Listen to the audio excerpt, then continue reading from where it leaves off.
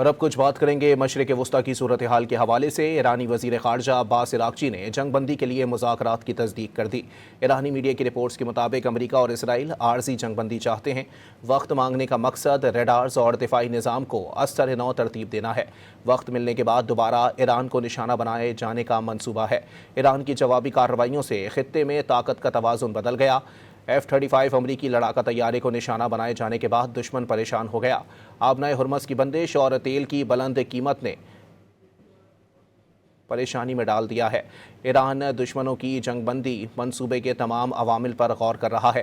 ईरानी वज़ीर ख़ारजा अब्बास इराक़ची ने वाज़ेह कर दिया, ईरान अवाम चुपके से अपने दुश्मनों पर हमला नहीं करते। जब हमला किया जाता है तभी दिफा में ताकतवर जवाब देते हैं।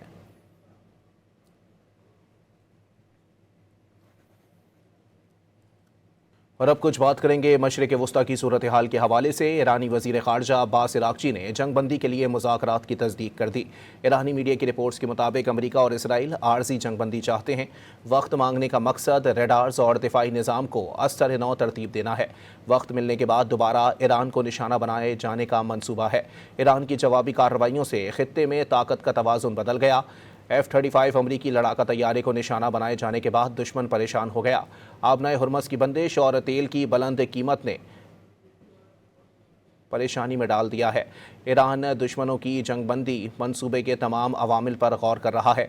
ईरानी वज़ीर ख़ारजा अब्बास इराक़ची ने वाज़ेह कर दिया, ईरान अवाम चुपके से अपने दुश्मनों पर हमला नहीं करते। जब हमला किया जाता है तभी दिफा में ताकतवर जवाब देते हैं।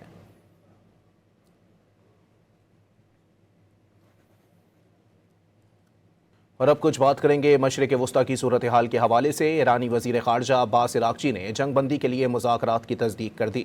ईरानी मीडिया की रिपोर्ट्स के मुताबिक अमरीका और इसराइल आर्जी जंग बंदी चाहते हैं। वक्त मांगने का मकसद रेडार्स और दिफाई निज़ाम को अस्तर नौ तरतीब देना है। वक्त मिलने के बाद दोबारा ईरान को निशाना बनाए जाने का मनसूबा है। ईरान की जवाबी कार्रवाइयों से खित्ते में ताकत का तवाज़ुन बदल गया।